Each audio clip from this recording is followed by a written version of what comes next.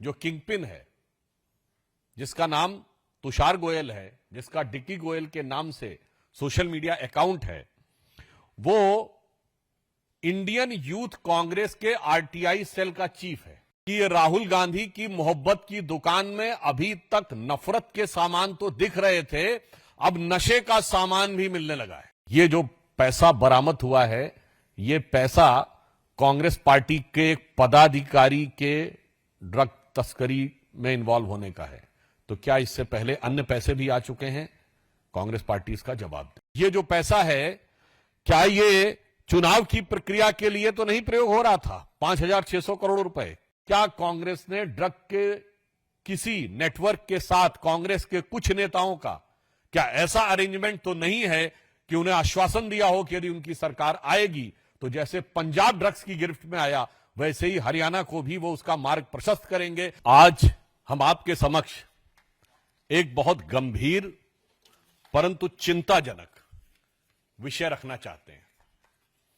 जैसा आप सभी ने अभी मीडिया में देखा होगा कि दिल्ली में 5,600 करोड़ रुपए की ड्रग्स बरामद हुई हैं। यह क्वांटिटी इसलिए महत्वपूर्ण है कि यूपीए के शासनकाल में 2006 से 13 के बीच में सिर्फ 768 करोड़ रुपए की ड्रग्स की बरामदी हुई थी पूरे भारत में। यह वो दौर था 768 करोड़। यह वो दौर था जब मुंबई से लेकर पंजाब तक ड्रग्स की गिरफ्त में था।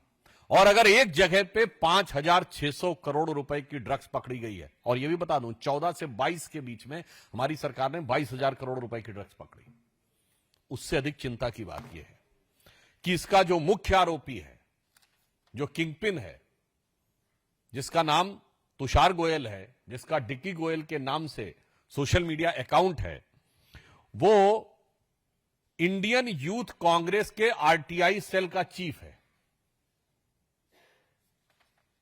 बहुत गंभीर बात है। यानी अब यह बात साफ हो रही है कि ये राहुल गांधी की मोहब्बत की दुकान में अभी तक नफरत के सामान तो दिख रहे थे, अब नशे का सामान भी मिलने लगा है। और यह बात हम आपके समक्ष केवल आरोप लगाने के लिए नहीं कह रहे हैं।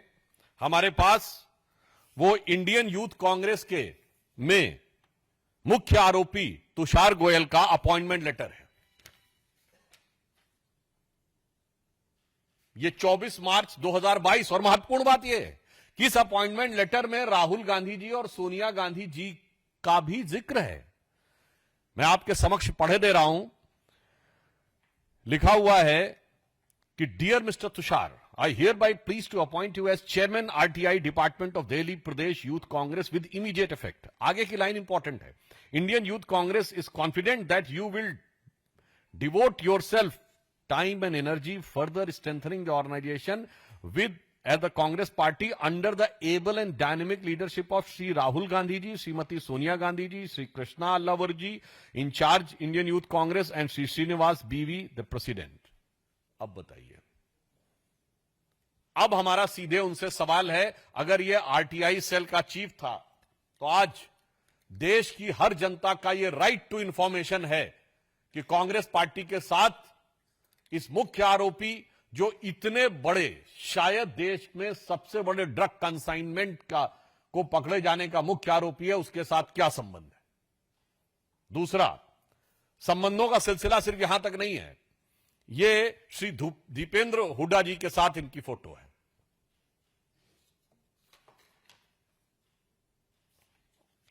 मामला इतना ही नहीं है, अन्य वरिष्ठ नेता, कांग्रेस के ऑर्गेनाइजेशन सेक्रेटरी केसी वेणुगोपाल जी के साथ इनकी फोटो है। फोटो तो कई बार पब्लिक डोमेन में कोई भी खिंचा लेता है, मगर एजेंसियों को उसके फोन से दीपेंद्र हुड्डा जी का नंबर भी बरामद हुआ है। अब इसके बाद बहुत साफ हमारा मानना है कि this is a right to information of every citizen of the country and Haryana, कि कांग्रेस का इससे क्या कनेक्शन है।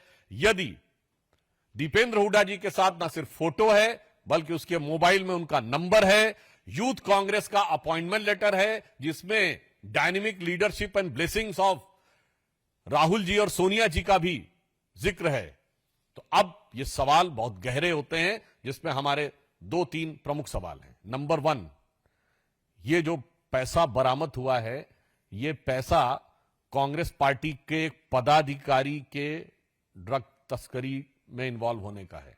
तो क्या इससे पहले अन्य पैसे भी आ चुके हैं? कांग्रेस पार्टी इसका जवाब दे। ये शक पैदा होता है। दूसरा शक, ये जो पैसा है, क्या ये चुनाव की प्रक्रिया के लिए तो नहीं प्रयोग हो रहा था? 5,600 करोड़ रुपए किस पर्पस से था और कांग्रेस पार्टी से इसका क्या संबंध है? तीसरा प्रश्न, क्या कांग्रेस पार्टी ने किसी ड्रग माफिया को या ड्रग पेडलर को अपनी पार्टी का पदाधिकारी बनाने में यह शक पैदा होता है कि किसी प्रकार का कोई अरेंजमेंट तो नहीं है? हम ये साफ पूछना चाहते हैं कि अगर उनकी सरकार यदि आ जाती तो इस प्रकार के ड्रग माफिया को हरियाणा में काम करने के लिए उसी प्रकार की छूट मिलती।